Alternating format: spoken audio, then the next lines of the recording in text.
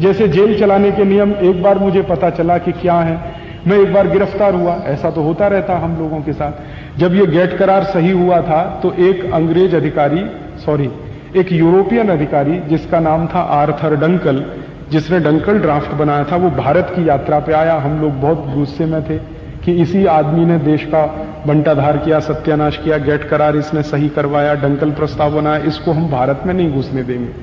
तो हमने दिल्ली एयरपोर्ट पे उसकी पिटाई की थी। मैं थोड़ा अहिंसावादी हूं, लेकिन उस दिन मैंने अहिंसा छोड़ दी थी।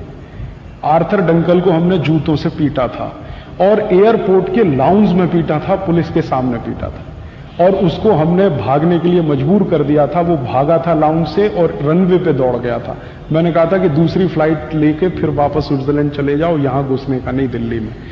तो पुलिस ने गिरफ्तार किया क्योंकि वो भारत सरकार का मेहमान था। हमने कानून का उल्लंघन किया कि भारत सरकार के मेहमान की पिटाई कर दी, तो जेल तो होनी थी, तो हम जेल गए। जब मैं जेल में पहुंचा तो उस समय सौभाग्य या दुर्भाग्य जो भी कहो, किरण बेदी तिहाड़ जेल में थी। वो सुपरिंटेंडेंट थी वहां की, किरण बेदी। तो जब हम गए तो वो सब नाम नोट शुरू हुआ, जैसे मैनुअल्स में लिखा हुआ ना कि नाम कैदी का, बाप का, उम्र वगैरह सब। फिर ये कहा उन्होंने कि आप अपने कपड़े उतारो। एक पुलिस ऑफिसर आया, उसने कहा कपड़े उतारो। मैंने कहा क्यों भाई? उसने कहा आपका बॉडी मार्क चेक करना। तो मैंने कहा बॉडी मार्क आप चेक करोगे, मैं बता देता हूं, कपड़े क्यों उतरवाते हो मेरे? तो उसने कहा रूल है ये यहां का। मैंने कहा भाई बड़ा विचित्र है, तुम पूछ रहे हो, मैं बताता हूं मेरे बॉडी मार्क क्या है। मैं बताता हूं कि मेरी दाहिनी टांग पर तिल है, कि मेरे पैर में तिल है, कि मेरे कान के पीछे है या मेरी आंख के पीछे, मैं बताता हूं, तुम लिखो इसमें। उसने कहा नहीं साहब आप बताओ जरूर, लेकिन मैं आपके कपड़े उतरवाऊंगा और इसमें लिखा जाएगा कि मैंने कपड़े उतारे, चेक किया, तब वहां मुझे उनका बॉडी मार्क मिला। तो मैंने कहा मैं नहीं उतारूं तो उसने कहा कि मुश्किल हो जाएगी आपको भी मुझे भी। तो मैंने कहा मैं यहां आमरण अनशन पे बैठ जाऊं तो उसने कहा मेरी नौकरी चली जाएगी। मैंने कहा ये मेरा जो भारत देश में आजादी के बाद संविधान लागू होने के अंतर से मुझे जो मौलिक अधिकार मिला है वो आप अनहन कर रहे हैं उसका। तो उसने कहा भाई मौलिक अधिकार आप अपने बाजू में रखो, मुझे बॉडी मार्क चेक करना। तो फिर मेरी जब मुलाकात हुई किरण बेदी से तो मैंने उनको पूछा ये बॉडी मार्क क्यों चेक करते हैं? तो उन्होंने कहा वो 1860 में कानून बना था, अंग्रेजों ने तय किया था, तो तब से चला आ रहा है बॉडी मार्क चेक। तो मैंने कहा मुझे वो मैनुअल पढ़ना है। तो उन्होंने कहा और क्या करोगे आप यहां आके, यही तो खुरापात करोगे, शांति से तो रहने नहीं दोगे। मैंने कहा आपने गलत आदमी को गिरफ्तार किया, अब आप मेरे जैसे आदमी को यहां रखेंगे तो कुछ तो सहन करना ही पड़ेगा आपको, नहीं तो मुझे रिहा कर दो आप। तो उन्होंने कहा वो तो जल्दी हो नहीं पाएगा। तो मैंने कहा मैनुअल्स मुझे देखने हैं कि ये 1860 में अंग्रेजों ने तय किया, तो क्यों तय किया? तो उसने बड़ी मेहनत की बेचारी ने, फिर वो लेके आई मैनुअल्स अगले दिन सवेरे।